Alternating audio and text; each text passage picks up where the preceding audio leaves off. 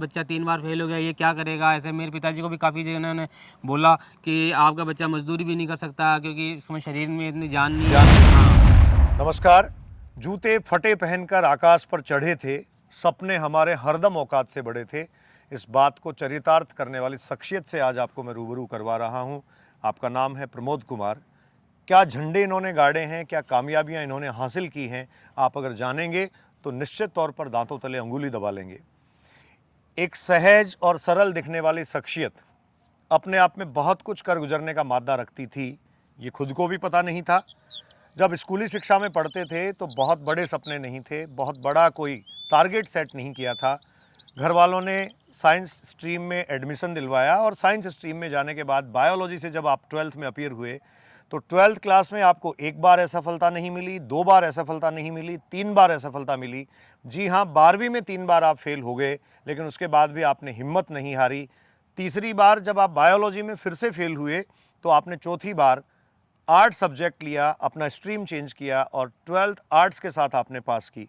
और उसके बाद जो सफलता की कहानियां गढ़ी, मैं इन्हीं की जुबानी आपको सुनवाना चाह रहा हूं। मेरे साथ जो खड़े हैं प्रमोद सर, आप अभी 2021 में जो राजस्थान एडमिनिस्ट्रेटिव सर्विसेज RAS का रिजल्ट आया है, उस RAS रिजल्ट में ओवरऑल 99th रैंक के साथ स्टैंड कर रहे हैं। डेफिनेटली आप SDM बनने वाले हैं, किसी बड़े ऑफिस में जो राजकाज की शानो शौकत है और ठाट बाट है वो आपके आसपास होंगे। तो प्रमोद सर, आपका स्वागत है हमारे चैनल पर। मैं दर्शकों से, मेरे स्टूडेंट से, बहुत सारे सुनने और मिलने वालों से आपको रूबरू इसलिए करवाना चाह रहा हूं कि आप अपने आप में एक मोटिवेशनल स्टोरी हैं। सर, आप अपनी इस पूरी जर्नी को, आपकी जो सफलता की कहानी है, इसको कैसे देखते हैं, कैसे शुरुआत हुई? तो मैं आपको आज रूबरू करवा रहा हूँ इस शख्सियत से। सफलता की कहानी सुनिए उन्हीं की जुबानी। प्रमोद सर। नाम मेरा प्रमोद कुमार है, कटलाथर मेरा गांव है और पिताजी का नाम अमर सिंह मेघवाल है और वो अपने मेडिकल डिपार्टमेंट से रिटायरमेंट हुए हैं जी।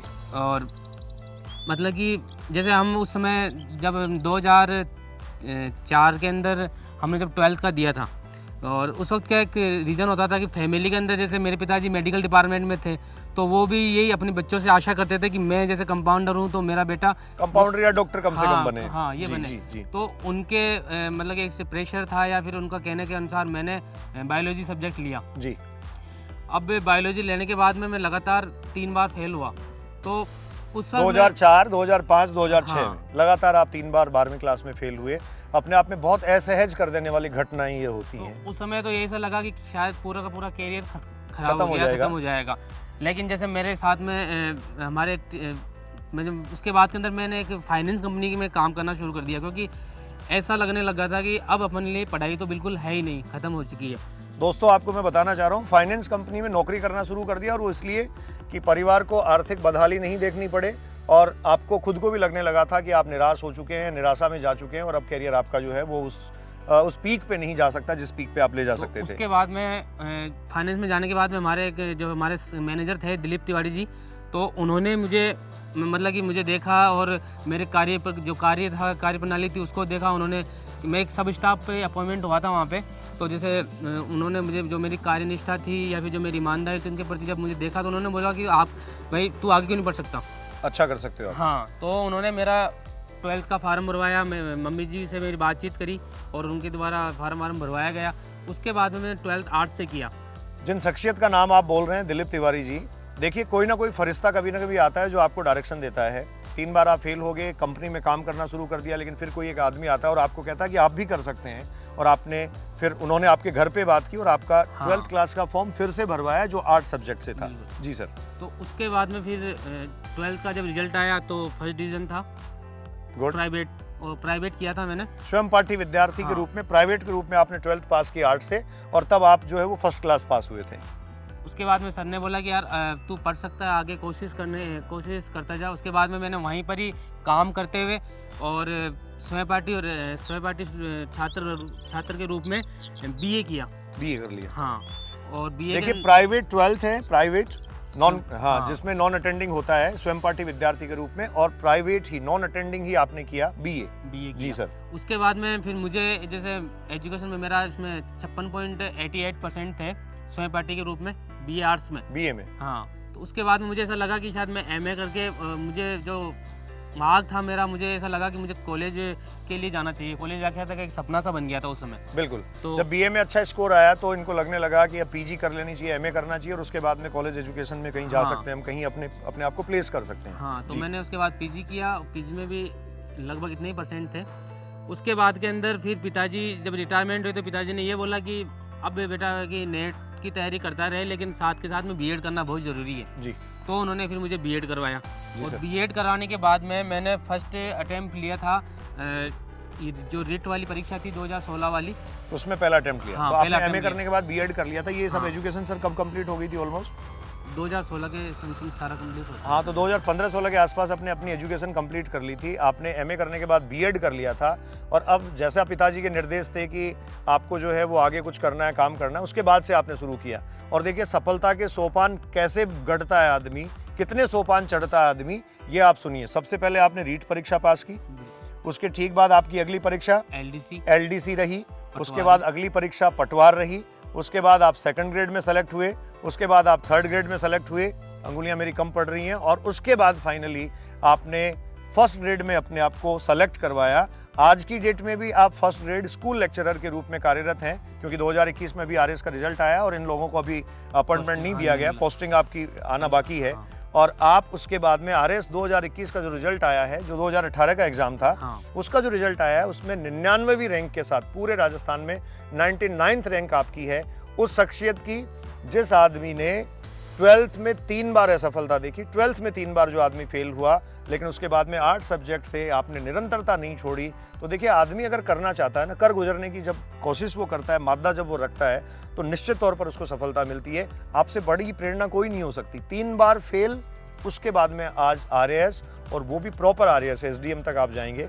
तो ये मुझे लगता है अपने आप में सर बहुत चौंकाने वाला या आश्चर्यजनक, वंडरिंग और सरप्राइजिंग है। इसके पीछे सर बहुत जनों का सपोर्ट रहा, परिवार का सपोर्ट रहा। जैसे मेरे चाचा जी हैं, उनके पास में मैं रह के यहाँ पर थर्ड ग्रेड पोस्टेड सीकर में हुआ था, तो उनके साथ में रहा। उन्होंने मुझे प्रेरणा दी कि भाई आगे बढ़ सकता है, आगे तैयारी करता रहे, तेरा अच्छा भविष्य है और तू कर सकता है। अच्छा, थर्ड ग्रेड की भी आपने जॉब की? थर्ड ग्रेड भी आप जो है वो गवर्नमेंट सर्विस में रह चुके हैं, फर्स्ट ग्रेड में अभी काम कर ही रहे हैं, और इसके अलावा अब आप आने वाले टाइम में आरएएस होंगे। तो ये मैं सर आपसे एक चीज़ जानना चाह रहा हूँ, जो बच्चे हमारे चैनल को देखते हैं और जो जितने सारे लोग देखते हैं, कि आपकी इस पूरी स्ट्रगलिंग फेज में सबसे इंस्पिरेशनल चीज़ आपको क्या लगी? ऐसी कोई दिन, ऐसी कोई बात और ऐसी कोई चीज़ें जो आपको याद आती हैं, जो आपको लगती हैं कि किसी भी एक आदमी में वो जो है वो प्रेरणा भर सकती हैं? मैं तो बच्चों और स्टूडेंट से एक ही चीज़ कहूँगा कि हिम्मत कभी भी नहीं हारनी चाहिए। असफलता के साथ में कभी ना कभी सफलता जरूर मिलेगी आप लोगों को। बिल्कुल। और जैसे मैंने स्ट्रगल किया, मैं 3 बार फेल हुआ, उसके बाद में भी मैंने निरंतर स्ट्रगल किया, क्योंकि मैंने जब 2016 में बीएड करने के बाद में एग्जाम दिया था, तो रिजल्ट आप भी जानते हैं कि राजस्थान का रिजल्ट में काफ़ी टाइम लगता है। टाइम लग जाता है। टाइम लगता है। हाँ, आजकल तो ऐसा है कि पहले परीक्षा की तैयारी करो, तैयारी के बाद में सिस्टम से लड़ते रहो। हाँ। आपका परिणाम क्या आना है क्या नहीं आना वो तो बाद की बात है, अगर परिणाम सही भी आ गया तो अपॉइंटमेंट के लिए लड़ते रहो। अब 2 साल 2018 में मैंने थर्ड ग्रेड ज्वाइन किया था, तो 2016 से 2018 के बीच में जब 2 साल का गैप था, तो मैंने एक जो हमारे भैया थे, विजय भैया, जो उनकी बुक डिपो की दुकान है, तो उनकी शॉप पे काम किया 2 साल तक। आप 2016 में पहली बार सेलेक्ट हुए, आज के आप आरएएस हैं, और आपने 2016 से 18 के बीच का वो स्ट्रगल देखा जिसमें एक बुक डिपो कंपनी जो है उस पर भी आपको काम करना पड़ा। किया, और वहाँ पर मुझे फ़ायदा वो मिला कि जैसे घर की जो आर्थिक स्थिति थी उसमें भी थोड़ा मतलब कि सहयोग करते थे, सहयोग मिला जी। हाँ, और दूसरा कि मुझे वहाँ पर निरंतर अलग अलग बुकें पढ़ने का अनुभव मिला। हाँ, मौका मिलता था खाली टाइम में किताबें वहाँ पढ़ लेते थे। मैं वहाँ पे बुकें पढ़ता था, और उनसे मुझे काफ़ी चीज़ें ज्ञान मिला कि अब आगे जाके तैयारी के लिए मुझे चीज़ें मिलती गई।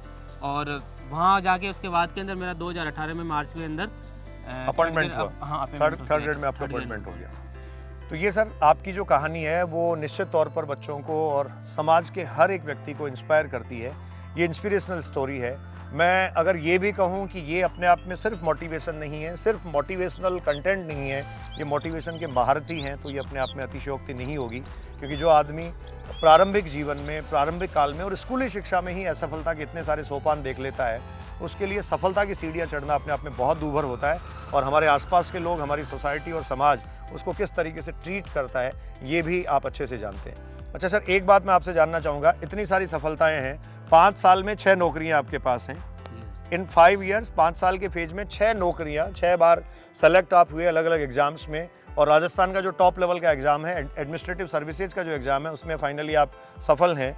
आपको क्या लगता है कि सफलता के बाद लोगों का रुख बदल जाता है, सफलता के बाद लोग जो हैं उनका रवैया आपके प्रति बदल जाता है और उससे पहले कुछ और होता है? हाँ, ये बिल्कुल सही बात है कि ये चीज़ हमारे समाज में देखने को मिलती है कि जैसे जब असफल थे तो लोग बाग कतराते थे बात करने से, या दूर दूर जाते थे कि यार बच्चा 3 बार फेल हो गया, ये क्या करेगा। ऐसे मेरे पिताजी को भी काफ़ी जगह ने बोला कि आपका बच्चा मजदूरी भी नहीं कर सकता क्योंकि इसमें शरीर में इतनी जान नहीं है, हाँ, कुछ चीज़ों के लिए।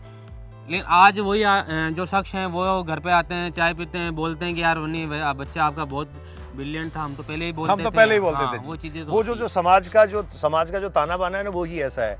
पहले ही वही लोग आपको क्रिटिसाइज करेंगे और जैसे ही आप सफल होंगे तो आपकी सफलता के गुणगान वो करने लगेंगे, वो भी आपकी सफलता के गीत गाने लगेंगे।